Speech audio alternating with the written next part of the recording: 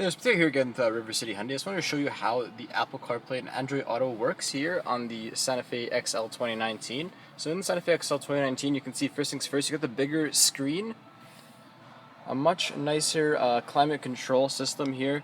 Kind of tells you how everything works, just on the screen there itself as well. So what you're going to want to do is just unlock your phone, just like this here. Unlock your phone. And then plug it in. Yeah, and go to allow.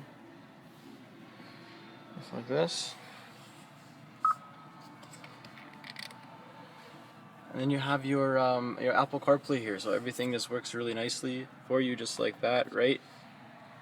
If you want to, you can go into the navigation section, just like this as well.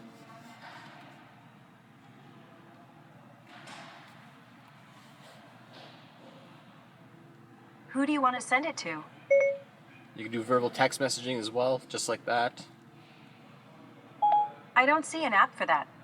And there you have it. That's how the 2019 is different than the 2018 Hyundai Santa Fe XL. So thank you very much for your inquiry today. You can give me a call at 780-371-3700. Thank you.